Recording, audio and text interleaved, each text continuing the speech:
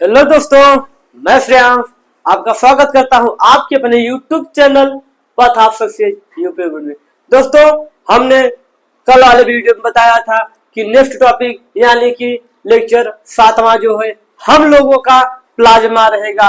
यानी कि हम लोग प्लाज्मा के बारे में अच्छे ढंग से जानेंगे कि प्लाज्मा के बारे में कितने परसेंट वाटर होता है, कितने परसेंट प्रोटीन होता है, प्रोटीन, ग्लूकोज, ये सब हम लेक्चर 6 में ही बता चुके हैं। दोस्तों, जो इस चैनल पे नया है वो चैनल को सब्सक्राइब कीजिए और बेल आइकन का बटन प्रेस कीजिए और वीडियो का लिंक यानी कि क्लास का लिंक अपने सारे दोस्तों के पास शेयर कीजिए। दोस्तों, हमने बताया था लेक्चर पहला यानी कि जैव प्रक्रम, लेक्चर दूसरा प्रकाश संश्लेषण, लेक्चर तीसरा पाचन, लेक्चर चौथा आमाशय, लेक्चर 5वां यकृत, लेक्चर 6वां श्वसन और रक्त, और लेक्चर 7वां हम लोगों का है प्लाज्मा। जो लेक्चर 1 2 3 4 5 6 7 नहीं देखा है, 7 तो चल रहा है, 6 तक नहीं देखा है, वो डिस्क्रिप्शन बॉक्स में उन 6 क्लासों का लिंक पिन कर दिया गया है। आप लोग जाइए उस 6 चैप्टर यानी कि 6 लेक्चर का मजा लीजिए। अच्छे ढंग से टॉपिक बाय टॉपिक पढ़ा गया है। और हाँ, एक बात कहेंगे, जो केमिस्ट्री ना देखा हो, केमिस्ट्री का पहला लेक्चर यानी कि रासायनिक अभिक्रिया के बारे में अच्छे ढंग से यानी कि शुरुआत 0 लेवल से शुरू किया गया है।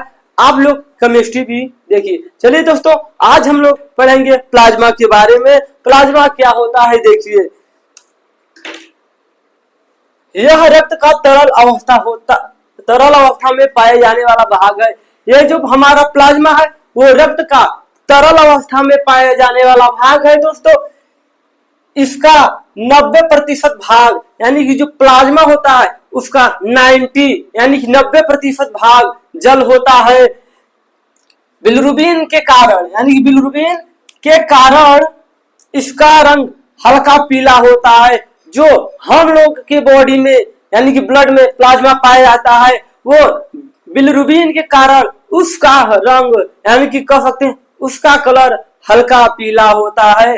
दोस्तों, यहाँ पर आप लोगों के 2 पॉइंट करके बताया गया यानी कि ये जो वाटर है प्लाज्मा में 90% यानी कि कह सकते हैं कि 90% तक वाटर पाया जाता है हमारे प्लाज्मा में। और दूसरा ग्लूकोज, खनिज, लवण एवं प्रोटीन, ये सारे भी पाए जाते हैं। हमने जो लेक्चर 6 ना देखा वो देखिए।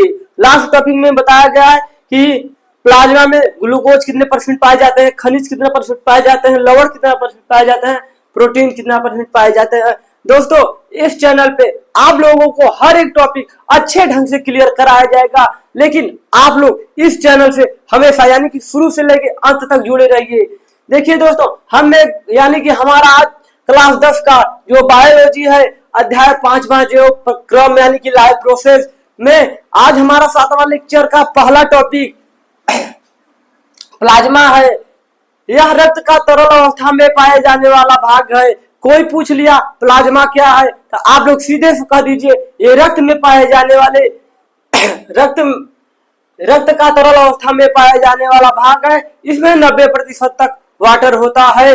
यह बिलिरुबिन के कारण इसका रंग यानी कि इसका कलर कह सकते हैं हल्का पीला होता है। दोस्तों, हम लोगों ने बिलिरुबिन के बारे में पढ़ा था। ये जो हमारी लैट्रिन है बिलिरुबिन के कारण ही पीली होती है। बिलिरुबिन प्लाज्मा में भी पाया जाता है जिसके कारण हमारा प्लाज्मा जो है हल्का पीला रहता है। दोस्तों, आप लोग इसे अच्छे ढंग से नोट कर लीजिए। अगला टॉपिक हम आप लोगों को बताएंगे और अच्छे से बताएंगे, अच्छे ढंग से बताएंगे, अच्छे तरीके से बताएंगे। दोस्तों, इसे आप लोग नोट कर लीजिए। चलिए दोस्तों, हमारा नेक्स्ट टॉपिक क्या है?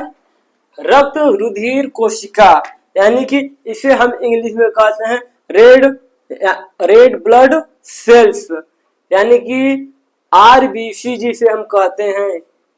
जब हमारा ब्लड टेस्ट होता है डॉक्टर लोग बोलते हैं कि हाँ इनका आरबीसी जो है वो कम है यानी कि लाल खून कम है। देखिए इसमें क्या है, पहला निर्माण यानी कि वयस्क यानी कि जो हम लोगों में ब्लड है उसका निर्माण कहाँ होता है? अस्थि मज्जा में। अस्थि मज्जा यानी कि बोन्स मैरो। ये जो बोन्स मैरो है हम लोगों के शरीर में बोन्स मैरो में ब्लड का निर्माण होता है। और भ्रूण अवस्था में यानी कि जो लड़का जो बच्चा माँ के गर्भ में ही होता है, यानी कि जिसे कहते हैं अभी बच्चा गर्भ में है, उसमें जो ब्लड का निर्माण होता है वो यकृत यानी कि लीवर में होता है। जीवन काल देख लीजिए, यहाँ पर लिखा है 120 दिन। जो कोशिका का जीवन काल होता है वो कितने दिन का होता है? 120 दिन। मेरे प्यारे दोस्तों, मेरे भाई, मेरी बहन, कोई भी अगर आपसे पूछ लेगा कोशिका का जीवन काल कितने दिन तक होता है, आप लोग सीधे से आंसर दीजिए, कोशिका का जीवन काल 120 दिन तक होता है। और मृत प्लीहा यानी कि कोशिका मरने के बाद ये प्लीहा जो है ये एक प्रकार का शमशान घाट है। जैसे हम लोगों में कोई मरता है तो शमशान घाट पे जाता है, वैसे जो कोशिका की मृत्यु होगी तो प्लीहा में जाएगा। देखिए दोस्तों, यहाँ पे लिखा है आरबीसी का मुख्य कार्य ऑक्सीजन। आरबीसी का मुख्य कार्य ऑक्सीजन का परिवहन होता है, यानी कि जो रेड ब्लड रहता है उसका परिवहन ऑक्सीजन करता है, यानी कि ऑक्सीजन का परिवहन करता है। यहाँ पर लिखा है जिसके लिए इसमें हीमोग्लोबिन यानी कि हीमोग्लोबिन आप लोगों ने कक्षा 5, 6, 7, 8, 9, 10 में पढ़ा ही होगा कि हमारा जो ब्लड होता है वो रेड क्यों होता है? क्योंकि हमारे ब्लड में हीमोग्लोबिन पाया जाता है, इसी के कारण हमारा ब्लड जो है वो रेड होता है। देखिए यहाँ पर लिखा है, एक बार और समझ लीजिए।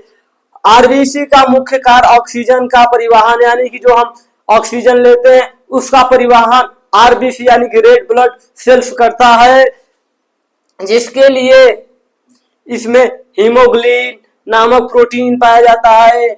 आरबीसी में क्या पाया जाता है बच्चों, मेरे प्यारे भाई?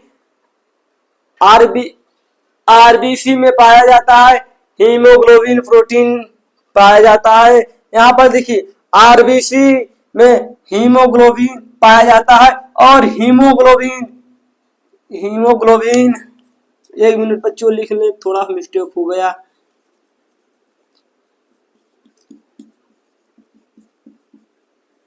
हीमोग्लोबिन जो है, हीमोग्लोबिन के कारण ही रक्त का रंग लाल रहता है। हमने अभी बताया, कोई पूछ लेगा या आप लोगों को पता ही होगा, रक्त यानी कि जो खून होता है वो रेड क्यों होता है? क्योंकि हमारे ब्लड में आरबीसी पाया जाता, यानी कि हमारे ब्लड में हीमोग्लोबिन पाया जाता है। दोस्तों यहाँ पर लिखा है और हीमोग्लोबिन के कारण ही हमारा रक्त जो है लाल होता है।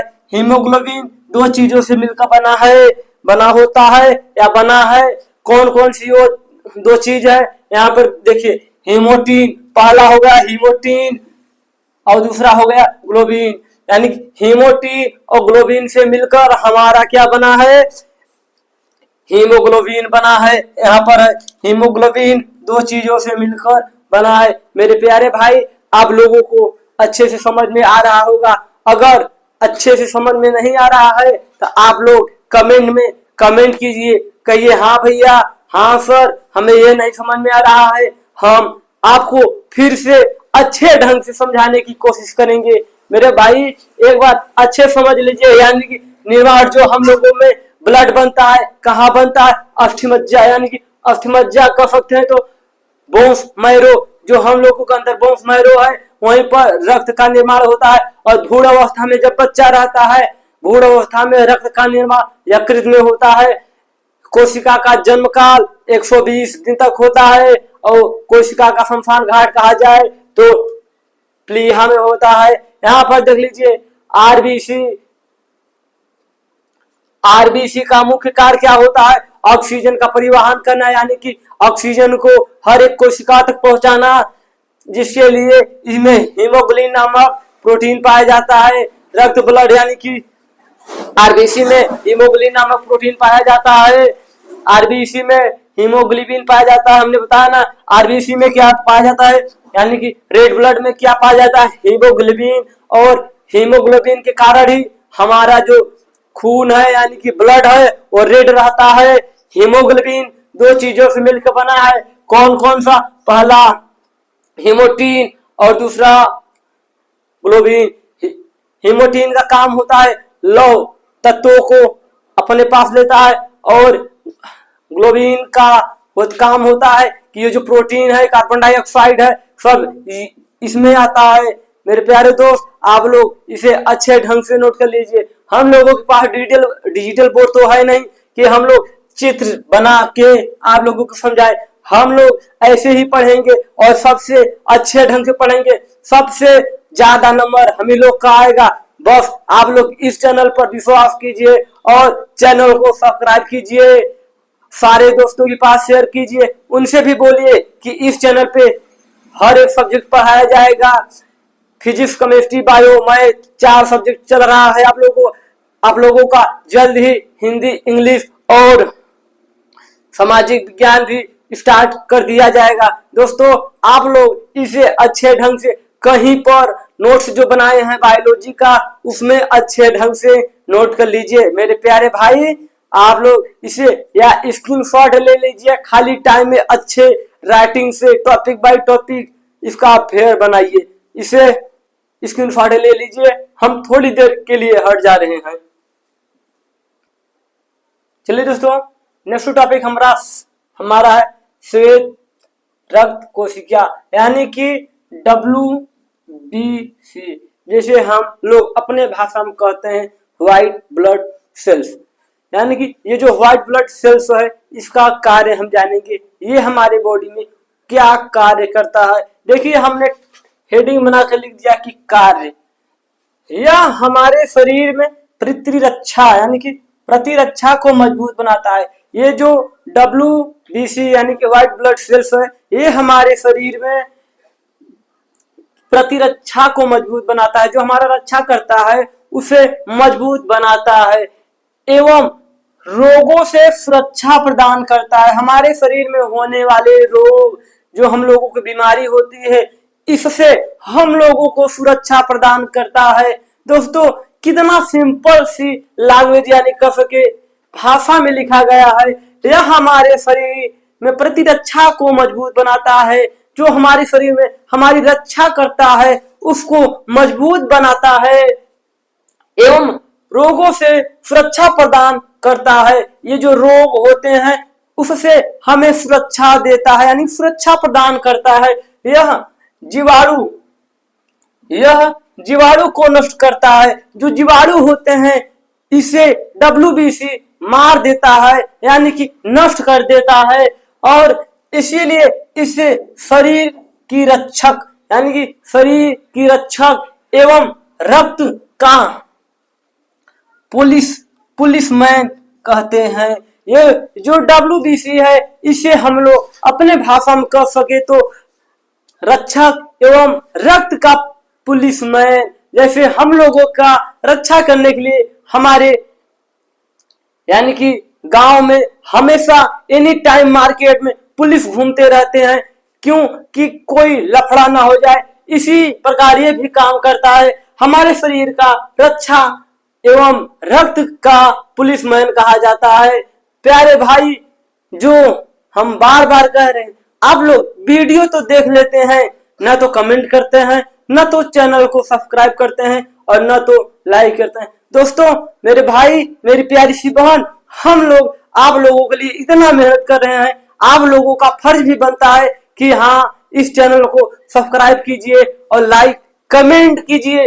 आप किस जिले से ये वीडियो देख रहे हैं कि हम भी जाने कि हाँ, मेरी प्यारी भाई, मेरी प्यारी सी बहन कहां से इस वीडियो को देख रहे हैं। देखिए दोस्तों, हम WBC जैसे हम अपने भाषा में कहते हैं व्हाइट खून, हिंदी में कहा जाए तो उजरका खून जैसे कम हो जाता है। हम लोग गांव में ऐसे कहेंगे ना, कोई बीमार हो गया, कहेंगे हाँ, फलनवा के अंदर उजरका खून कम हो गया है। मेरे प्यारे भाई, यही व्हाइट ब्लड सेल्स, आप लोग पढ़े लिखे हैं, आप लोग इसे इंग्लिश में कहिए व्हाइट ब्लड सेल, या हिंदी में इसे कह सकते हैं तो श्वेत कोशिका यानी श्वेत रक्त कोशिका। देखिए एक बार और देख लीजिए, ये जो श्वेत कोशिका है उसका कार्य क्या होता है, हमारे शरीर में प्रतिरक्षा को मजबूत बनाता है एवं रोगों से सुरक्षा दोस्तों, रोगों से सुरक्षा प्रदान करता है, यह जीवाणुओं को नष्ट करता है, इसीलिए इसे हमारे शरीर की रक्षा एवं रक्त का पुलिसमैन कहा जाता है। दोस्तों आप लोग इसे नोट कर लीजिए, हम नेक्स्ट टॉपिक आप लोग के साथ लेके आ रहे हैं, यानी कि आप लोगों के लिए लेके आ रहे हैं। आप लोगों के इस चैनल पर हर एक कंटेंट अच्छे ढंग से पढ़ाया जाएगा, हम लोग भी पढ़ेंगे, मजे से पढ़ेंगे, हर एक टॉपिक पढ़ेंगे, लेकिन सबसे अच्छा नंबर हम लोगों को आएगा। हम लोग इतना मेहनत कर रहे हैं, आप लोग, हम लोग, सब लोग मिलकर बहुत मेहनत करेंगे, क्योंकि यूपी बोर्ड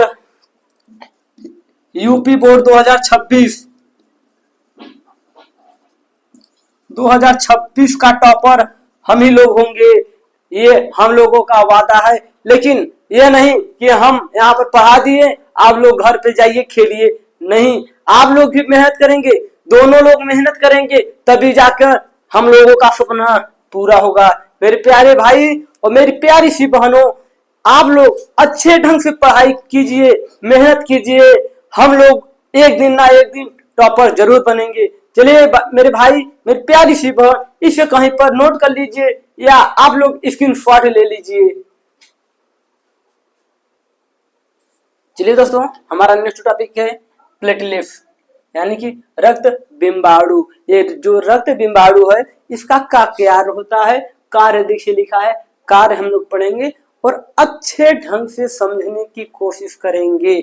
जब तक हम लोगों को समझ में नहीं आएगा तब तक हम लोग इसे समझते ही रहेंगे कि ये जो है प्लेटलेट यानी कि रक्त बिंबाणु, इसका क्या कार्य होता है। देखिए कार्य लिखा है, रक्त को धक्का जमाने में मदद करता है, जमाने में मदद करता है। ये जो हम लोगों का रक्त होता है उसे धक्का जमाने में मदद करता है। जैसे मान लीजिए हम लोगों को कहीं पर चोट लग गया और हम लोगों का जो ब्लड है वो निकलता ही रहेगा, कब तक, जब तक धक्का ना जम जाए। अगर धक्का जम गया तो ब्लड धीरे धीरे कर बंद हो जाएगा। अगर हम लोगों के शरीर में ये यानी कि रक्त बिंबाणु कार्य ना करे, धक्का ना जमाए, तो हम लोगों को कहीं अगर कट गया तो धीरे धीरे करते हुए हम लोगों के शरीर में जितना भी ब्लड रहेगा सब बाहर निकल जाएगा और हम लोगों का डेथ हो जाएगा। इसीलिए देखिए इसका क्या कार्य है, एक बार फिर से समझिए। रक्त का धक्का जमाने में मदद करता है, रक्त वाहिनियों में इसके धक्के बनने से रोकता है। ये जो हेपेटिन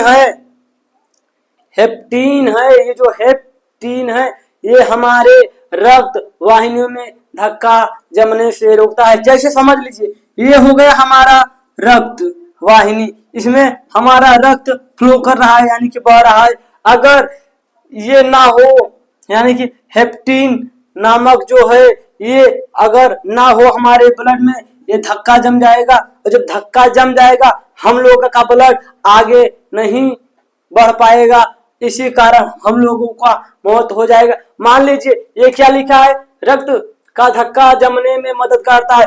हम लोग का ये मान लीजिए बॉडी हो गया और हम यहाँ पर कहीं से कट गया, ये ब्लड ऐसे बाहर निकलने लगेगा, तब ये जो है रक्त बिंबाणु यहाँ पर आके धक्का जमा लेगा और हमारा ब्लड बहना बंद हो जाएगा। अगर ये धक्का ना जमाए तो ये ब्लड बहता ही रहेगा, एक समय आएगा कि सब ब्लड निकल जाएगा। दोस्तों मैं क्या कहना चाहता हूँ, आप लोगों को समझ में आ रहा है। अगर हम लोगों को कहीं लग गया या कट गया, वहां से ब्लड निकलता रहेगा, धक्का जमने के बाद ब्लड बंद हो जाएगा, ब्लड नहीं निकलने पाएगा। और यहाँ पर लिखा है ना कि रक्त का वह घटक यानी कि हेपेटिन जो घटक है ये हमारे रक्त वाहिनी, ये समझ लीजिए हमारा रक्त वाहिनी है।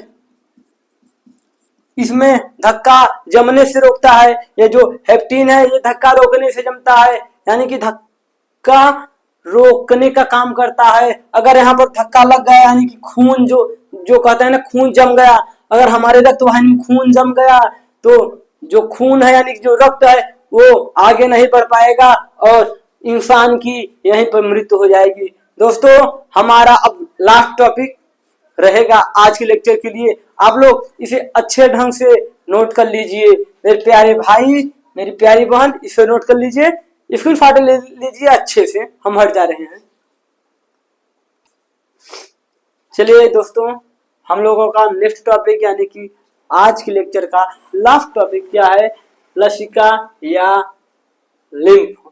ये जो लसिका और लिम्फ है इसे हम अच्छे ढंग से एक एक शब्द को समझेंगे, यानी कि अच्छे ढंग से एक एक शब्द को पढ़ेंगे। देखिए क्या लिखा, लसिका या लिम्फ रुधिर तथा रक्त द्रव के बीच का द्रव होता है, यानी कि ये जो लसिका है ये रुधिर तथा रक्त जो है, रुधिर तथा रक्त के बीच का द्रव होता है। क्या लिखा है, बीच का द्रव होता है।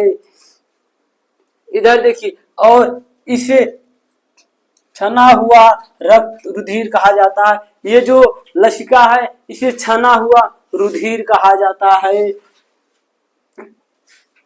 इसमें लाल रुधिर कणिकाएं नहीं होती, इसमें लाल रुधिर कणिकाएं नहीं होती, मतलब रेड ब्लड सेल्स नहीं होता, जिसे कहते हैं लाल खून, इसमें नहीं होता। और रुधिर की अपेक्षा प्रोटीन की मात्रा कम होती है। जितना रुधिर होता है उसके अपेक्षा इसमें जो प्रोटीन की मात्रा है वो कम होती है। इधर लिखा है, क्योंकि रुधिर कोशिकाओं की दीवार से छनते समय रुधिर प्रोटीन की अधिकांश मात्रा रुधिर में ही रह जाता है। जब रुधिर कोशिकाओं की दीवार जो है, दीवार से छनते समय रुधिर प्रोटीन जो है वो अधिकांश मात्रा में रुधिर में ही रह जाता है। मेरे प्यारे दोस्त, एक बार और समझ लीजिए, तब हम आपको छोड़ देंगे। देखिए क्या लिखा है यहाँ पर, लसिका या लिम्फ, इसका क्या कार्य होता है, ये क्या क्या है। देखिए, लसिका या लिम्फ रुधिर तथा रक्त, ये जो हम लोगों का खून होता है उसके बीच के द्रव होता है, इसे छना हुआ रुधिर कहा जाता है। इसे जो लसिका है उसे छना हुआ रुधिर कहा जाता है। इसमें लाल रुधिर कणिकाएं नहीं होती, यानी कि लाल खून जिसे कहते हैं वो लसिका में नहीं पाई जाती, यानी कि नहीं होती। रुधिर की अपेक्षा प्रोटीन की मात्रा काफी कम होती है। क्या होती है, रुधिर की अपेक्षा प्रोटीन की मात्रा काफी कम होती है, क्योंकि रुधिर कोशिकाओं की दीवार से छनते समय रुधिर प्रोटीन की अधिकांश मात्रा, यानी कि जब रुधिर कोशिकाओं जो कोशिका होती है उनके दीवारों द्वारा जो छनता है, तब रुधिर प्रोटीन जो होता है वो अधिकांश मात्रा में रुधिर में ही रह जाता है। दोस्तों हम एक बार फिर से कह रहे हैं कि इस चैनल पे जो नया है वो चैनल को सब्सक्राइब कीजिए और बेल आइकन को प्रेस कीजिए, वीडियो को लाइक शेयर और अपने सारे दोस्तों को व्हाट्सएप, ट्विटर, टेलीग्राम, इंस्टाग्राम तमाम ऑनलाइन प्लेटफॉर्म है जिससे आप अपने दोस्तों की भी बता सकते हैं कि हाँ, ये जो पथा सक्सेस यूपी बोर्ड चैनल है इस पे हर एक कंटेंट यानी कि हर एक टॉपिक अच्छे ढंग से पढ़ाया जाता है। जो भी प्रॉब्लम है आप बताइए, उसका सलूशन भी किया जाता है इस चैनल पर। दोस्तों आज के लिए बस इतना ही, हम मिलते हैं आपसे नए क्लास में, यानी कि हमारा लेक्चर 8वां होगा। हम हर एक लेक्चर के लास्ट में बता देते हैं कि हम लोग आगे कौन सा टॉपिक पढ़ेंगे। लेक्चर 8वां हमारा शायद लास्ट लेक्चर है, उसमें हम पढ़ेंगे उत्सर्जन। हमने बताया था ना, हमने जो खाया पिया था उसे शरीर से बाहर भी निकालना होता है। हम उसे अच्छे ढंग से एक एक टॉपिक क्लियर कराएंगे। दोस्तों आप लोग जुड़े रहिए हमारे यूट्यूब चैनल। हमारे क्या ये चैनल जो है आप लोगों का है, अपने चैनल पथ यूपी बोर्ड से।